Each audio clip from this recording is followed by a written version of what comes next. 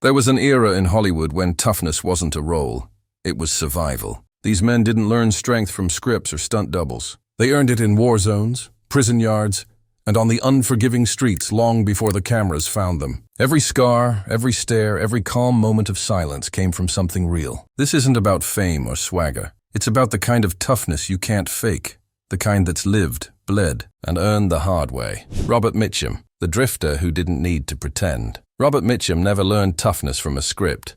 Life carved it into him before cameras ever rolled. At 16, he was doing time on a Georgia chain gang. His crime, vagrancy. His classroom was the open road.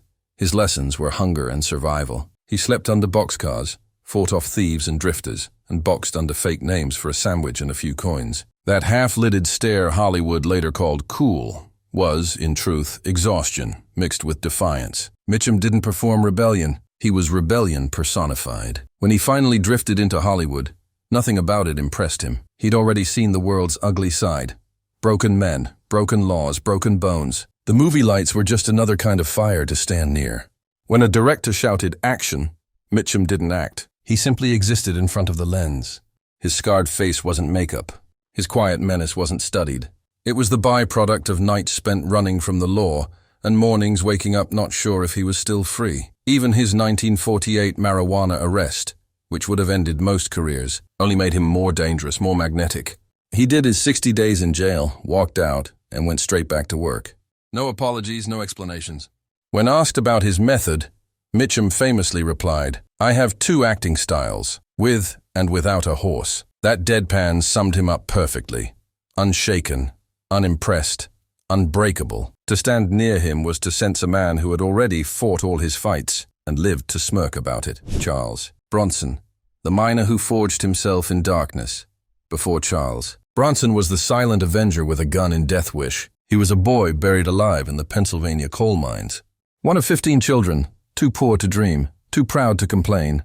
At 10 years old, he was crawling through tunnels black with soot, swinging a pickaxe taller than himself. Down there he learned three things. Pain is routine, fear is useless, and silence is power. When World War II broke out, Bronson didn't hesitate. He traded the mines for the skies, becoming a tail gunner in a B-29 bomber. He faced enemy fire in the freezing dark above Japan, watching death streak past his gun turret. He earned a Purple Heart, but what he carried home was something heavier, the knowledge that life was borrowed time. Hollywood found him years later, but he never softened. On set, he didn't rehearse emotions. He delivered them like blunt force trauma. Every movement was stripped of waste, every look a warning. His punches were precise because they came from real fights. His silence wasn't mystery. It was economy. Bronson had nothing left to prove and no patience for vanity. When gangsters allegedly threatened him after Death Wish, the studio offered bodyguards. He laughed. "I've seen worse things than men with guns," he said. There was no glamour in his toughness, only function. He showed up, did the job, and left. No entourage, no ego, just presence.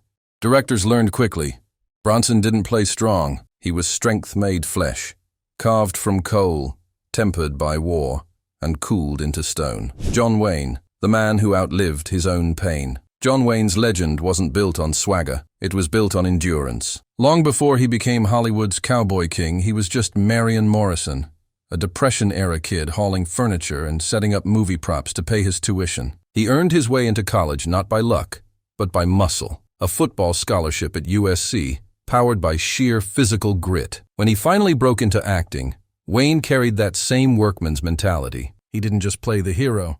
He refused to be anything else. During the Alamo, he shattered ribs falling from a horse, wrapped his chest in bandages, took painkillers, and kept filming. He hated weakness in himself and never accepted it in others. Years later, when lung cancer took half his chest and 4 ribs, Wayne returned to the set of The Sons of Katie Elder like nothing happened. His voice rasped, his breath was shallow, but his presence filled the frame. The cruel irony is that his toughness likely killed him. While filming The Conqueror, Wayne and his crew were unknowingly exposed to radiation fallout from nuclear tests in Utah. Nearly half the cast later developed cancer, including him. Still, he never stopped.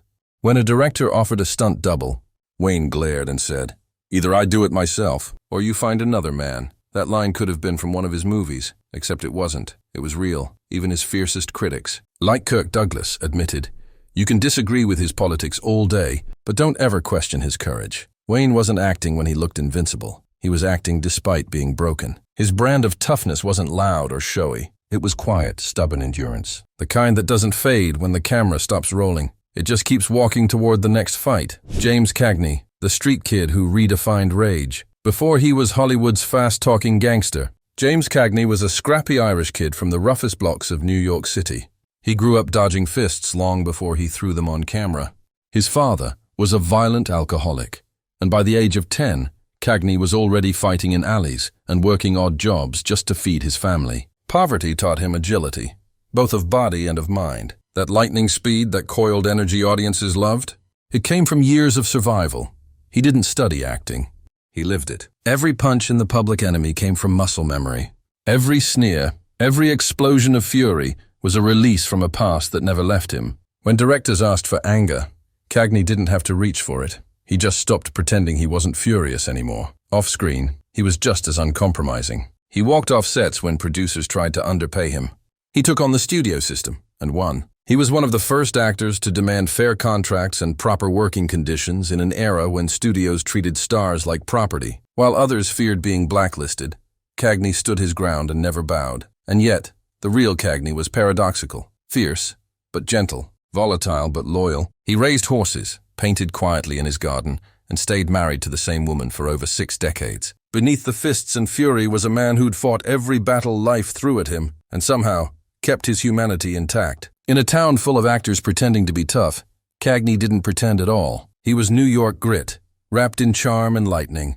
Anthony Quinn, the immigrant who became a force of nature. Anthony Quinn's life began with dust and hunger. Born in a poor Mexican village and raised in Los Angeles' barrios, he learned early that survival wasn't about luck, it was about fight. His father was a revolutionary soldier under Pancho Villa, and young Quinn inherited both his temper and his pride. When his father died, the family fell into poverty so deep that Anthony worked as a boxer, a preacher, and even a sculptor just to eat. He never saw acting as glamour. It was just another battlefield. When he stepped into roles like Zorba the Greek or La Strada, he wasn't performing passion. He was releasing it. His rage, his laughter, his wild gestures.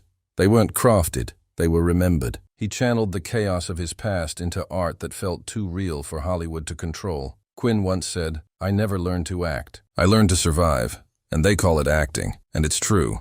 No one ever looked more alive on screen. He was the embodiment of fire, unpredictable, magnetic, primal. He refused to be typecast, fought racism in casting long before it was fashionable, and played every nationality Hollywood offered because he could become anyone. When directors pushed him too far, he pushed back harder. Once, during a tense shoot in Spain, a producer insulted a crew member. Quinn punched him so hard the man left the set. Everyone else fell silent. But Quinn just lit a cigarette and went back to work. That was Anthony Quinn. Art and anger fused into one unstoppable force. He wasn't Hollywood's idea of a hero. He was too raw, too real. But that's what made him unforgettable. The first truly global soul in a business built on walls. Kirk Douglas, the gladiator who never took off his armor. Kirk Douglas didn't come from privilege. He clawed his way out of poverty with blood under his nails. The son of illiterate Russian immigrants, he grew up in upstate New York, sleeping on a dirt floor. By 14, he was already wrestling, fighting, and hustling for nickels to buy food. That chip on his shoulder became his trademark. The jutting jaw, the defiant glare, the voice that cut like gravel. When World War II came, Douglas joined the Navy, serving as a communications officer on anti-submarine duty. He saw men drown, ships burn, and courage tested, and it left a mark. When he returned to Hollywood, his toughness wasn't style. It was scar tissue. In Spartacus, he didn't just play rebellion, he lived it. He fought studio executives, stood up to political blacklists, and demanded credit for writer Dalton Trumbo when naming him could have ended his career. That one act alone made him a real-life revolutionary in an age of fear. On set, Douglas was infamous for his intensity. He broke his nose twice doing his own stunts, refused doubles, and demanded the same of everyone else. His co-stars joked that he didn't need props. He was a weapon, yet beneath that ferocity was principle. He treated filmmaking like combat, but never for ego, always for truth. Even in his 90s, after a stroke left him unable to speak clearly, he fought his way back to deliver a final public speech. Defiant, trembling, but unbroken. Kirk Douglas didn't just portray strength, he defined it. A man who fought every system he entered, and won on his own terms. Marvin, the Marine who brought war to the screen. Lee Marvin didn't have to imagine violence. He carried it in his bones. Before Hollywood ever called, he was a Marine in World War II, fighting in the Pacific. He was shot in the buttocks by a sniper during the Battle of Saipan and nearly died. The bullet shattered his sciatic nerve, leaving him with pain for the rest of his life. He once joked, "Half my ass is somewhere in the Pacific," but the truth was darker. He never came home the same. When he turned to acting, that pain became his secret weapon. Every twitch of his jaw, every dead stare, every rough-edged growl came from real trauma. On screen, he didn't need choreography. He knew how men died. Films like The Dirty Dozen and Point Blank weren't performances. They were therapy sessions. Off camera, Marvin was unpredictable. Charming one minute, volcanic the next. He drank hard, fought harder, and lived like war never ended. Yet despite the chaos, directors adored him. Why? Because when the camera rolled, he was pure truth. No pretense, no ego. Just a man reliving ghosts in front of millions. He never glamorized violence. He'd seen what it did, to others and to himself. That's what made his brand of toughness so haunting.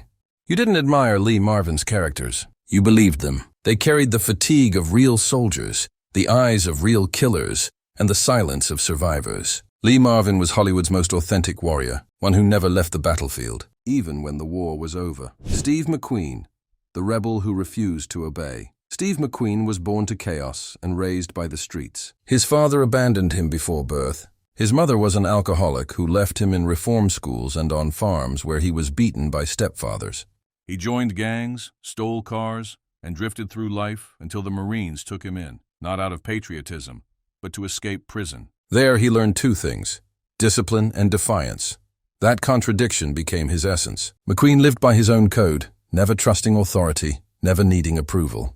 When he broke into acting, that simmering rebellion made him magnetic. He didn't have the polish of other stars, but he had truth. Whether riding a motorcycle in The Great Escape or standing silent in Bullet, his cool wasn't an act. It was self-protection. He once said, "I live for myself and answer to nobody," and meant every word. He did his own stunts, raced his own cars, and demanded final cut on films, things unheard of in his era. Studios feared him, co-stars adored him, and directors endured him. He was a storm they couldn't control. Beneath that calm blue gaze was a man always half ready to run. But toughness for McQueen wasn't about violence, it was about freedom. He fought addiction, illness, and fame itself with the same stubborn will that got him through childhood. Even when cancer began to eat away at him, he faced it like a daredevil, refusing pity, living fully until his last day in Mexico at just 50. He didn't want to be remembered as a hero, just as a man who never let anyone own him. And in Hollywood, that might be the rarest kind of strength. Charlton Heston, the last commanding voice. Charlton Heston was a man who belonged to another century, a towering, disciplined presence who seemed carved from stone. Before Hollywood crowned him as Moses and Ben-Hur, he was a kid from rural Illinois, chopping wood and hunting deer to feed his family during the Depression. He learned leadership not from scripts but from necessity. If he didn't act, things didn't get done. During World War II, Heston served as a radio operator on a B-25 bomber in the Aleutians, enduring brutal cold and isolation. That stoic endurance became his trademark, the gaze that didn't waver, the jaw that never trembled. On set, he worked like a soldier, punctual, professional, unrelenting. When directors demanded impossible stunts, Heston volunteered first. He nearly drowned filming the Ten Commandments and lost skin from his back during Ben-Hur's chariot sequence. And yet, he never complained. Off-screen, he became a lightning rod. Political, outspoken, often controversial. But whether one agreed with him or not, no one doubted his conviction. He spoke like a general, lived like a craftsman, and carried himself as if the world was still carved in black and white. To his dying day, he remained a symbol of a vanished Hollywood, one that equated masculinity with duty and honor with pain. Heston's toughness wasn't wild or reckless. It was classical, like marble, unwavering, deliberate, and enduring. Audie Murphy, the boy who became a legend. Audie Murphy wasn't an actor pretending to be a hero. He was the real thing. Before Hollywood ever met him, he was the most decorated soldier in American history. Barely 5'5" and weighing 110 pounds, Murphy lied about his age to enlist at 17. In Europe, he fought like a ghost, leading assaults, holding ground alone, and once single-handedly repelling an entire German company by climbing atop a burning tank and firing until his ammunition ran dry. For that, he earned the Medal of Honor. But war didn't leave him unscarred. When he came home, he was haunted by nightmares, insomnia, and rage. Acting became his therapy. In front of the camera, he didn't need direction, he remembered. Into Hell and Back, he played himself, reliving trauma Hollywood could barely comprehend. You could see it in his eyes. Not performance, but memory. Off-screen, Murphy was a quiet, restless man. He slept with a loaded gun under his pillow, struggled with PTSD long before the term existed, and still found the strength to help other veterans find treatment. When producers asked him why he didn't smile more, he replied, "I've seen things that don't let you smile." He died young, in a plane crash at 45, but his legend never faded. Audie Murphy proved that courage isn't the absence of fear, but the decision to face it anyway. No actor before or since embodied toughness so completely, because for him, it wasn't an act. It was his life. They weren't just actors. They were living legends carved out of pain, grit, and defiance. Each man on this list carried his own battles, both seen and unseen, and still stood tall when life hit hardest. In a Hollywood built on illusion, they brought truth. Raw, unpolished, and unforgettable. Their toughness wasn't a story written by someone else. It was written in their scars. And that's why their legacy will never fade.